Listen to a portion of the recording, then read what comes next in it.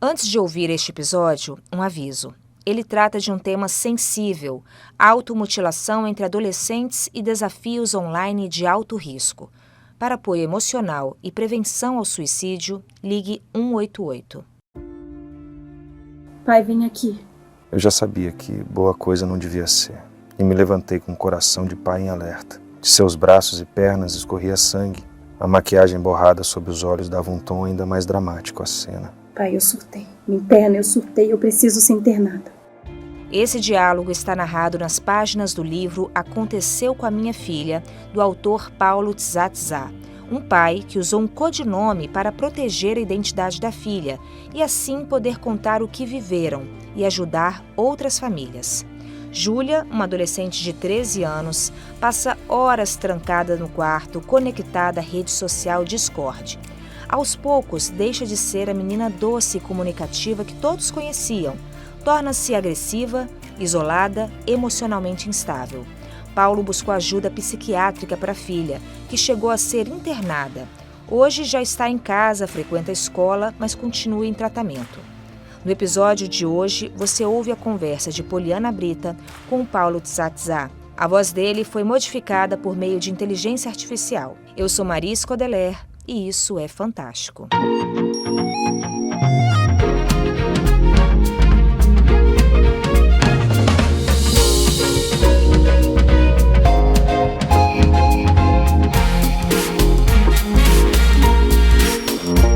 Paulo, o que é que aconteceu? O que é que você traz aqui? Se você pudesse resumir, que história é essa? Eu trago uma história desesperada de um pai e de uma filha que se desenvolveu numa realidade que o pai sequer sabia que existia e não sabia como lidar, e que, felizmente, através do conhecimento, chegou a poder trabalhar e cuidar da sua filha. Você começa logo o livro com um diálogo em que ela te pede socorro, de forma muito clara, muito transparente. Pai, eu surtei, me interna. Mas o que aconteceu antes para chegar nesse momento? Na verdade, ela era viciada nessa coisa de Discord, de panelas, de internet em geral e rede social, e eu não fazia a menor ideia do que existia lá dentro. O grande problema era esse. Não eram os sinais. Um dia apareceu um corte, ela não queria sair, queria ficar só jogando. Mas não era isso que importava. O que importava é que eu não sabia a realidade que ela vivia, né? Eu não fazia a menor ideia que existiam grupos fechados onde crianças e adolescentes tinham a total liberdade para um mandar o outro se cortar, para um mandar o outro beber água de privada, para um pegue agora um fósforo e se queime, pegue um animalzinho e me jogue dentro de uma privada e dê descarga. Então era uma realidade super terrível, que minha filha estava inserida e eu não fazia a menor ideia. Então, quando ela chega e bate na minha porta, pai, vem aqui, 11 horas da noite, eu já senti aquele aperto no coração de pai. Eu disse, alguma coisa é. Encontro minha filha toda cortada, o braço, os 2 braços, as pernas, e ela chega e fala para mim, pai, eu surtei, me interna. Eu surtei, me interna. Aquilo para mim, o chão abriu. Eu não sabia o que fazer, entendeu? Então aquilo foi o ápice de uma situação que já vinha rolando há coisa de 6 meses, mas que eu não conseguia enxergar, porque eu não conhecia esse outro mundo, que é esse virtual, que as crianças, os jovens, os adolescentes estão inseridos e que nós, pais, não fazemos a menor ideia do que seja. Mas ela começou como outro pré-adolescente ou outro adolescente qualquer, ganhando um telefone, entrando no computador, assim, fazendo parte de um mundo virtual que te parecia inofensivo. Qual era que era a minha preocupação nesse mundo virtual? Era a pornografia. A gente achava que o que tinha de pior nesse mundo virtual era a pornografia. Então, quando eu dei um celular para ela, hoje eu sei que é muito cedo. Eu acho que eu dei assim, acho que ela devia ter 10 anos de idade, né? Eu fazia um monitoramento, eu achava que estava monitorando, só que eu não sabia o que acontecia, então eu monitorava as coisas erradas. Eu pegava o celular dela, batia a senha, ela já é maiorzinha, com 12 anos. Aí procurava suicídio, automutilação, alguma coisa relacionada à pornografia, sexo. Eram as palavras que eu procurava. Mas eu procurava onde? No Instagram, no WhatsApp. E isso estava no Discord. E eu vagamente sabia que existia Discord, que era uma ferramenta, um chat para jogadores. Mas eu não sabia que existia esse mundo. E o que foi esse marco, assim? Qual foi o primeiro, opa, A primeira vez que eu percebi que tinha uma coisa assim, errada, não, muito errada, foi quando nós fomos tomar banho de mar. E eu senti que ela estava abaixando a camisa, aquela camisa UV que faz para proteger o sol. Quando eu cheguei em casa, eu descobri que ela estava cortando a virilha, estava se mutilando. Aquilo para mim, para minha geração, aquilo me chocou de um jeito. Eu disse, minha filha está se cortando. E como é que você descobriu que tinha algo a mais e que o buraco era bem mais embaixo?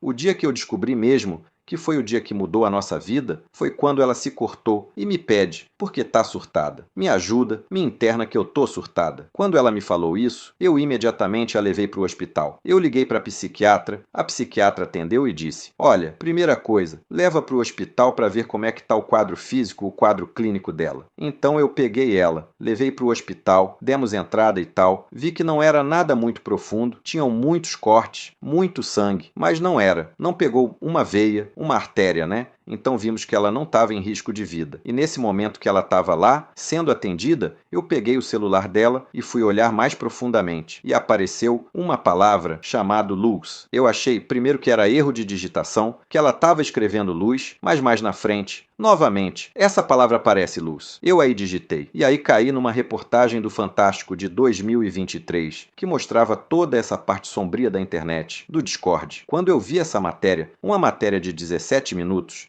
eu assisti ali no estacionamento, super chocado pelo que minha filha tinha acabado de passar. Eu descobri exatamente o que estava acontecendo com ela. Porque a realidade é muito pesada ali dentro. Tinha aquela coisa de uma criança induzir a outra e ficar feliz, porque a outra está se machucando, né? Porque o luz é isso. Sabe aquela brincadeira que nós tínhamos quando era criança? Seu mestre mandou, vamos fazer tudo o que seu mestre mandou. Isso é o luz. Você pega, eu quero fazer luz hoje. Então a pessoa vai lhe guiar a fazer coisas erradas. E todo mundo assistindo, aplaudindo e gritando, né? Eu me lembro que a matéria do Fantástico tem uma parte que me chocou, que era um menino que tocava fogo na própria casa, mostrava para os amigos, que aquilo é tudo passa ao vivo, né? Aí depois o bombeiro chegava para apagar o incêndio e ele tira uma foto e fala, da hora. E o que foi que a Júlia, sua filha, fez dentro desse cenário, dentro desse contexto que está relatado aqui? Quando aconteceu o episódio dela ser internada por conta dos cortes e dizendo que surtou, eu fui pegar no celular. E no celular estava tudo registrado, porque embora essa coisa do Discord você transmita ao vivo, eles, para se gabar, filmam, dão print e gravam. Então tinha a Júlia com a pia toda ensanguentada, uma quantidade grande de sangue coagulado, né? E aí ela se filmava e dizia, eles me fizeram retalhar meu rosto com símbolo nazista. Num outro momento, ela corta esse braço. E tudo filmado. Imagine um pai assistir isso. Ela corta o braço direito, o braço esquerdo,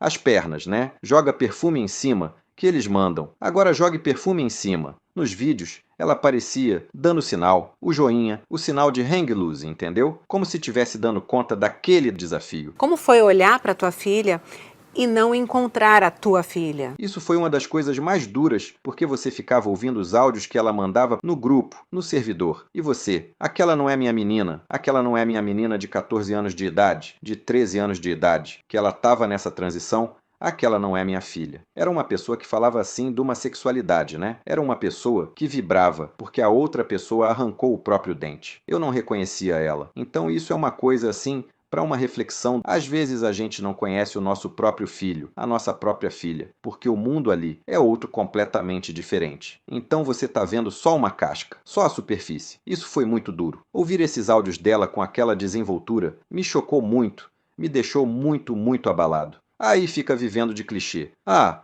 o quarto hoje é o lugar mais perigoso, né? Certo. Beleza, mas você não faz a menor ideia do quão perigoso é. Essa é só uma frase, né? Que muitos pais hoje estão repetindo porque a mídia está cada vez mais discutindo. Muito bom esse assunto. Ah, o quarto é o lugar mais perigoso. Agora mergulha para você ver o quão perigoso é. Isso que é importante agora, entendeu? Por isso, quando eu fiz o livro, e que é um exercício, né, de desabafo, de catarse, eu fiz o livro porque se eu tivesse lido esse livro 2 anos atrás, ou se eu tivesse visto a reportagem do Fantástico em 2023, quando saiu, 90% do sofrimento que eu tive, com certeza não aconteceria. Porque no primeiro sinal que eu pudesse identificar o que estava acontecendo com minha filha, a primeira coisa que eu faria é dizer, me dê aqui seu celular, abra sua senha do Discord, vamos ver quais são os servidores que você está participando. Aqui você relata no livro da sua dificuldade de tirar esse telefone, de tirar esse computador, desse pudor que pai e mãe têm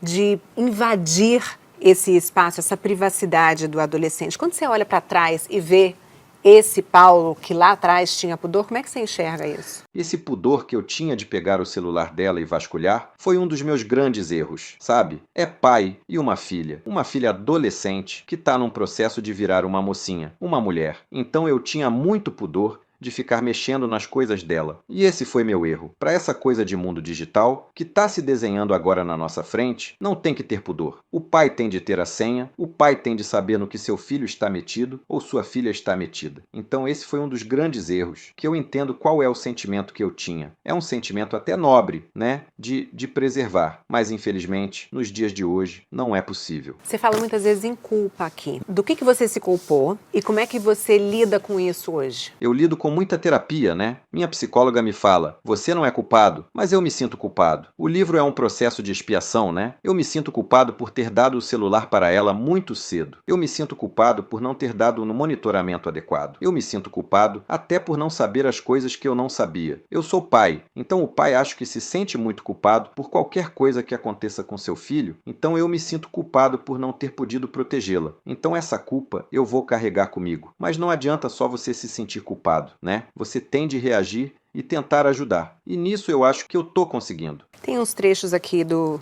livro que eu queria pegar contigo. Tem alguns trechos aqui que são, entre aspas, sintomas, mas na verdade são situações muito comuns do dia a dia de qualquer pai e mãe de adolescente, né? Você oferecia a ela, eu não queria fazer mais nada, cinema, shopping, praia, sair com as amigas, nada disso a seduzia, passava o dia todo no computador, tirá-la do quarto virou uma tarefa quase impossível. Às vezes eu a punha de castigo e tirava o celular. Essa dificuldade que pai e mãe têm de entender que isso sim está equivocado, isso sim está errado. Você já dividiu com outros pais? Você chegou a trocar sobre isso, assim?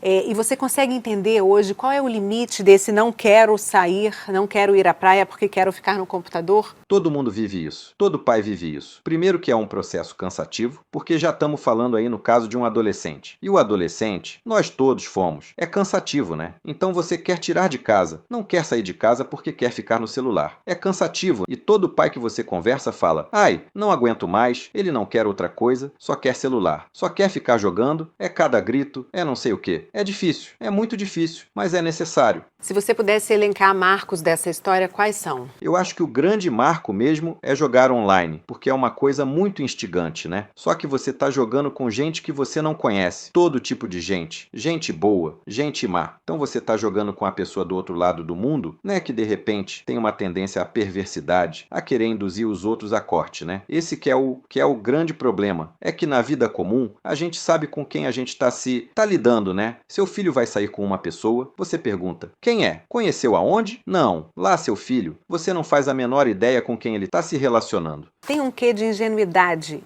na gente, no que se diz, né, no que se trata do mundo virtual? Os pais hoje estão completamente despreparados para o mundo virtual. Nós somos uma geração analógica, criada numa época analógica, que teve um acesso nas últimas décadas a essa coisa absorvente que é a vida digital. Mas a gente está completamente à mercê.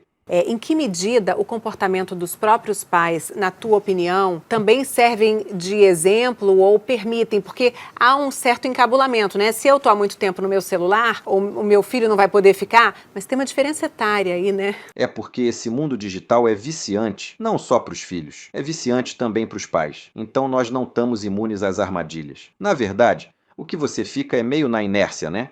Você tá lá na sua rotina, controlar um filho pro normal já é difícil, já é cansativo. Então você falava uma vez, duas vezes, aí depois você voltava para assistir seu filme, né, principalmente na pandemia, que ninguém estava normal. Na verdade, você tinha que ter mais energia para, epa, larga o celular. Desliga a televisão e vamos sentar. Minha filha, olha, tá demais, vamos parar. Você falou que você perdeu o chão quando a Júlia foi internada e você descobriu o que estava acontecendo. Mas aquele foi o único momento em que você se desesperou ou outros vieram? O pior momento não foi dessa internação. O pior momento é que às vezes você não tem compreensão, você acha que a vida do vício, no caso do vício digital, é algo reto, né? Uma linha reta. Eu descobri, tirei o computador, tirei o celular, A partir de agora, ela vai melhorar. Então, o pior momento que eu tive na minha vida, em tudo, e os piores momentos tão relacionados a essa experiência que eu tive com minha filha, foi um dia que nós estávamos tomando café da manhã, tranquilos, eu achando que ela já estava recuperada. E aí chego: Hein, Júlia, você já está tão bem, né? Eu vou falar com a doutora para de repente mudar essa sua medicação. Ela parou de comer o pão e virou para mim: Não, meu pai, eu não estou bem. Não, você está enganado. Você pode esconder as facas, você pode esconder as lâminas, mas e a rede do apartamento? Eu posso simplesmente quebrar e me jogar. E eu vou me jogar. E eu continuo tendo vontade de me matar. Então, você ouvir isso de uma filha dói na alma. Dói na alma. Acho que é algo que nenhum pai merece e está preparado para ouvir. Então esse foi o pior momento dessa experiência. Você chegou a internar? Cheguei, porque ela forçou essa internação, porque o que acontece com essa geração, parte dessa geração, que minha filha está incluída, é que parece que eles têm prazer em se sentir doente. É como se fosse um troféu, sabe? Você ter TDAH, você ser depressivo, você se cortar, é meio que um troféu para alguns adolescentes nos dias de hoje, né? E a Júlia, num determinado momento, depois dessa coisa de que disse que ia se jogar do apartamento, eu fui à psiquiatra, né? Chegamos lá. Olha, doutora, a Júlia tá dizendo que vai se matar e que quer ser internada de qualquer jeito, porque senão ela vai se matar. E aí a médica me chamou à parte e me disse: ela não está demonstrando tendências suicidas, mas eu tenho medo. Se eu não interná-la, que ela faça alguma coisa para provar que vai se matar e acabe se machucando de verdade. Então não tem outro jeito. Nós vamos ter que interná-la. E infelizmente, eu tive que internar minha filha por uma demanda dela. E aí foi um dia terrível. No dia que a gente chegou lá, teve de ficar lá na clínica psiquiátrica, né? Como é que vocês saíram desse processo de sofrimento? Porque hoje você tem um livro pronto, escrito de uma história que você viveu e que, de alguma forma, ainda vive. Porque o pior já passou, mas tem o dia a dia, né? É isso. O pior já passou, mas pode voltar. Então é um processo de vigília muito doloroso e intenso, né? Eu tô sempre vigilante. A gente sabe que a recuperação, o processo de recuperação, não é uma coisa fácil, que não é da noite pro dia. Então a gente fica sempre vigilante, conversa. Qualquer ligação que ela dá, fora de horário, ela me liga da escola. Eu já sei que algum problema é. Mas felizmente, desde que eu descobri o que estava acontecendo com minha filha, não tiveram grandes episódios graves, entendeu? Tem assim, mais de querer ficar muito no celular, eu tirei durante meses o celular dela, mas hoje o celular é algo muito necessário, até do ponto de vista escolar. E agora, essa semana, eu retornei um celular para ela, mas que o celular só tem 3 números que ela pode ligar. Tá bloqueado para tudo. Não tem WhatsApp, só tem aplicativo de música, inteligência artificial para ela fazer pesquisa. E o meu telefone, o telefone de Dona Teresa e o telefone de uma outra pessoa. São só 3 pessoas. Então ela tá super bloqueada no telefone celular. Ela usa meu computador para fazer as tarefas de casa, porque precisa entrar às vezes em alguma pesquisa. E tudo que ela faz no celular dela tá espelhado no meu computador. Como foi quando você contou para ela que ia escrever essa história de vocês? Na verdade, o livro foi feito em 4 meses, né? Muitas das coisas que estão no livro aconteceram, não depois. Aconteceram durante o processo de escrita do livro, né? E ela viu que eu estava muito no computador, muito curiosa. Eu fiquei na dúvida, conta ou não conta? Aí eu fui à psicóloga dela, convenci ela e disse: não, você tem de falar muito abertamente. E aí eu contei para ela: olha, minha filha, eu estou fazendo o livro assim, assim, assado, mas eu vou mudar muita coisa. Vou mudar seu nome, vou mudar locais para não lhe identificar. O que é que você acha isso? Ela disse. De boa. E quando o livro ficou pronto, eu fiquei com medo de mostrar para ela, porque podia reviver algumas situações dramáticas, né? Só que ela deu um jeito, achou o manuscrito, leu sem eu saber e, para minha surpresa, gostou. Mas me disse: eu li o que você escreveu, eu li o livro, agora estou escrevendo o meu livro para eu mostrar as coisas pela minha ótica. E eu disse: poxa, filha, que bacana, porque eu posso contar o que eu vi. Mas você pode contar o que você sentiu. Isso vai ser muito importante para meninas e meninos da sua idade. Então, estou estimulando ela a escrever o livro dela. Não sei se vai terminar, mas ela reagiu de uma forma muito positiva, graças a Deus. Se não fosse positiva, eu não publicaria o livro, nem sob pseudônimo. No fecho do livro, você conta de um momento bonito ali de reconexão de vocês, em que vocês vão fazer um passeio de barco, tomar um banho de mar e que ela volta a te chamar de papaizinho. Dá para dizer que naquele momento você, de alguma forma, voltou a reconhecer e ter esperança de um novo caminho, de um novo futuro, assim? Papaizinho. Eu me lembro que quando eu escrevi essa parte, Eu chorei muito. Eu não chorei em partes assim, pesadas e tal, mas nessa parte eu chorei, porque foi uma coisa muito, muito assim, inocente. Ela me chamava Papaizinho, durante a pandemia, para me pedir coisas. Papaizinho, me deixa ficar mais 1 hora jogando. Era uma forma de me seduzir com aquele carinho, né? E quando entrou o processo da descoberta de tudo, a gente meio que se afastou, meio que se conflitou, né? Porque eu estava proibindo ela de fazer coisas que ela queria, que eu sabia que era ruim para ela. Então ela ficou muito seca, muito fria comigo durante meses. E isso foi muito sofrido, porque eu tinha de fazer aquilo, mas ela ficava me dando aquele gelo, aquele desprezo. Então quando ela me chamou de papaizinho novamente, e não era para conseguir nada, eu vi, pô, minha menina tá de volta, entendeu? E aquilo me deixou muito feliz. E aí eu disse, o livro vai ter que terminar aqui porque eu quero terminar o livro de uma forma positiva, entendeu? Para mostrar que tem esperança, que não é fácil, mas que se a gente se dedicar e sabendo do caminho, tendo a informação correta, a gente sabe que é possível resgatar os nossos filhos e que eu acho que essa é a nossa obrigação, que todo pai quer no fundo. Um conselho para os pais que estão te ouvindo. O conselho que eu tenho é, leia o livro. Esse livro eu faço sob pseudônimo. Eu estou doando todo o dinheiro ganho com a venda do livro para um instituto que dá apoio psicológico a crianças de escola pública. Então, eu escrevi esse livro para que outros pais leiam e possam saber a realidade que está acontecendo. Então, leia o livro, divulgue o livro, porque com esse livro está contando a história de um pai que passou por coisas que provavelmente, possivelmente, vocês estão passando e não fazem a menor ideia de como lidar com essa situação. Então, esse livro é um manual de sobrevivência para o pai e para a mãe de crianças nos dias de hoje. Em nota, o Discord informou que, abre aspas, violência e atividades ilegais não têm lugar na plataforma ou na sociedade.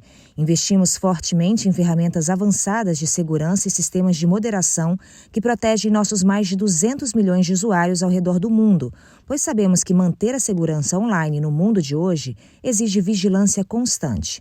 Atuamos ativamente na identificação e remoção de conteúdos nocivos, derrubamos servidores problemáticos e, sempre que necessário, reportamos violações às autoridades competentes em conformidade com a lei. Fecha aspas. Esse episódio foi editado pela Raíza Carvalho com a supervisão da Perla Rodrigues. Semana que vem tem mais Isso é Fantástico.